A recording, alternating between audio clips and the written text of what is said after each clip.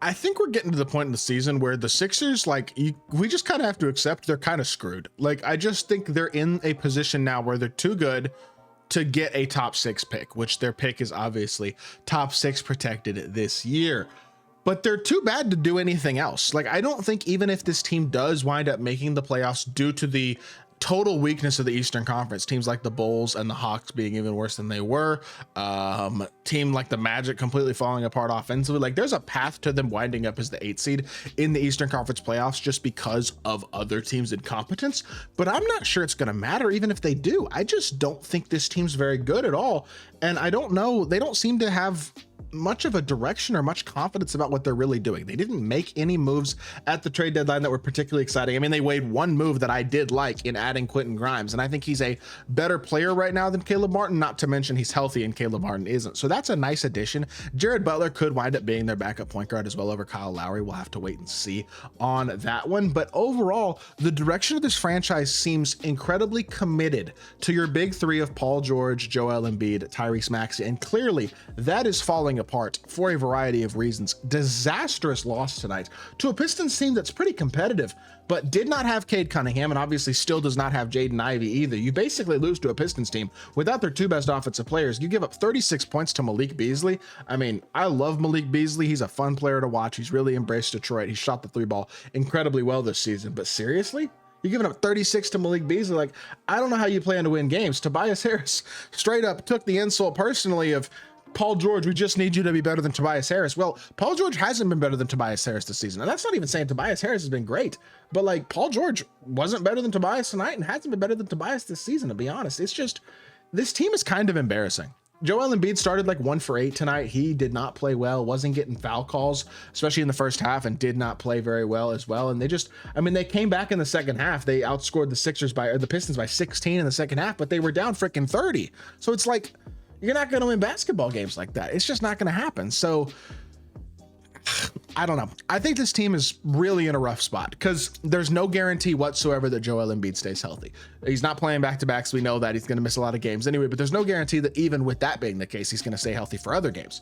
There's no guarantee Paul George stays healthy. Paul George, not to mention, has basically sucked this season. Tyrese Maxey's been awesome, especially lately. I think he's playing great basketball, but I don't think he's playing great enough basketball to carry a team that is so limited in other areas. And look, no Gershon Yabusele tonight. That's actually one of their more important pieces, and not having him hurts, but I think Oubre is a bit overrated. In all honesty, he's an inefficient player. He was pretty efficient tonight, but he's an inefficient player and a mediocre defender. In fact, Embiid got pissed at him, Kelly Oubre tonight, for a lack of defensive hustle and defensive effort. And like, I mean, you look at the bench, I really like Quentin Grimes. I think he's a great player. I think he was awesome in Dallas. I think he's going to be really, really good in Philly. But beyond Quentin Grimes coming off the bench, who are we confident in? Are we confident in Justin Edwards? I mean, kind of have to be, right? He's been actually pretty good. Like, I think he's a guy you have to hope turns into something. Andre Drummond as your backup center isn't cutting it at this point in the year. And I don't think Adem Bona is either. Kyle Lowry's kind of a disaster as a backup point guard at this point. So hopefully Jared Butler comes in and winds up being better. He's been decent in Washington, so he might get a real chance to be the backup point guard on this team. Eric Gordon is old, just like Lowry is. Like, this is a team that doesn't have great depth. Losing Jared McCain for the season was a killer for this team. And I don't know why they traded KJ Martin. I would have wanted him for the rotation. He's been pretty good for them this season. I know he's been injured, but like, I'm surprised they traded him. That's the type of player they need more of. Like, this team, they have so many injury issues and they have so little depth at this point in the season too, that it's like, one guy gets hurt, it's just over. And even if everybody's healthy, they're still not that good. And man, Daryl Morey, his reputation has slipped the last couple of years. It really has. And it's kind of his own fault from everything that I can tell. And the Paul George extension looks like it's one that's just going to come back to bite this team, plain and simple. They're now 20-31, 10-15 on the road. When you look at the conference standings, they're a game and a half out of the 10 seed. The only thing they have going for them, again, is that Orlando literally can't score. Atlanta now doesn't have their best player in Jalen Johnson for the rest of the season and made a couple trades at the deadline to probably make their roster worse overall as well. The Bulls are a complete disaster and traded Zach LaVine and just have no idea what direction they're going. And that's the one thing that the Sixers have going for them, is that the 3 teams above them in the standings directly are all kind of disasters for different reasons to this point, especially recently with the Magic. So like, they have a path to making the playoffs, as disastrous as the season has been.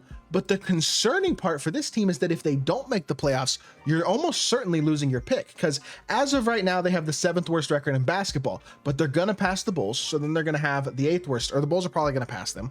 Oh, I guess they're going to probably pass the Bulls. The Bulls will have the worst record. So then they'll have the 8th worst record in the league. And then you have teams like the Trailblazers who have played great recently, but I have no confidence that's going to continue. Wouldn't be shocked to see a Western Conference team or two slip up. Wouldn't be shocked to see the Hawks continue to fall. Like, this could easily wind up being a team that squeaks into the playoffs as the 8th seed or 9th seed and wins in the play-in, and still winds up as a team that's, they either make the playoffs or just miss the playoffs, and they don't get a pick this season is what that would mean. The only way that they get a pick at this point is if they fall into the top 6. And while right now, as the 7th worst team in the league, they have about a 30% chance at a top 6 pick.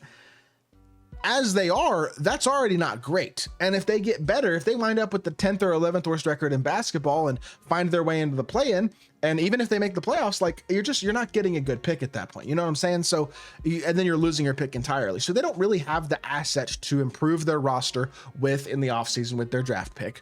They're not a high level team on either end of the court and really haven't been all season. And like, while you hope Embiid can stabilize some things defensively and on the offensive end of the court for the season, they're still 23rd in defensive rating. Like, that's disastrous. Their offensive rating is a 111.3. That's 20th. Like, this is bad. Negative 3.6 net rating puts them in the bottom 8 teams in basketball in terms of net rating. And look, I get Embiid's only played 15 games all season.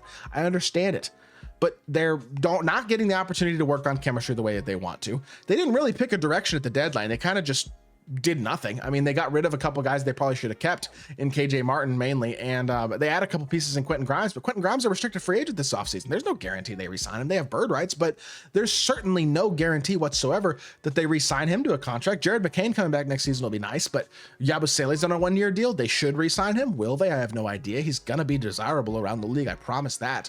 Like, And another year of Joel Embiid getting older and Joel Embiid's legs likely getting even worse. Another year of Paul George getting older, and he's regressed so much this season already that that's a concern. Like, this team is kind of headed for a cliff, and I'm pretty worried they're going to drop off the cliff is basically what I'll say. Look, they've had some good stretches recently. Tyrese Maxey was absolutely hooping in a 4-game win streak, but now they've lost 4 of their last 5. Their only win was against a Dallas team that obviously has their own issues to deal with and did not have Anthony Davis in that game. Didn't have obviously Quentin Grimes or Luka or guys that they had traded. And realistically, the schedule, I mean, they got some easy games just from the benefit of playing in the Eastern Conference. And again, I think they'll probably, if I was a betting man, I would still bet they make the playoffs. But that's more of a tell on the weakness of the Eastern Conference than it is on any faith whatsoever that I might have in the Philadelphia 76ers. I am convinced at this point that this team has no real path towards doing anything impressive this season, and things feel like they're gonna have to change dramatically for that to change next season. And I just don't know if that's gonna happen. Like, I don't have faith in the big 3 that they have besides Tyrese Maxey. I don't have faith in their depth. I don't have faith in their front office. Things are getting concerning in Philly, and I don't like the situation. If I was a Philly fan, at least basketball wise, I'd be pretty frustrated. Now, football and baseball, y'all got it pretty good, but basketball, the team is struggling for sure. So I hope y'all did enjoy the video. If you did, make sure you hit that like button, leave a comment, and subscribe. Be back with more NBA content very, very soon. And I appreciate y'all. Peace.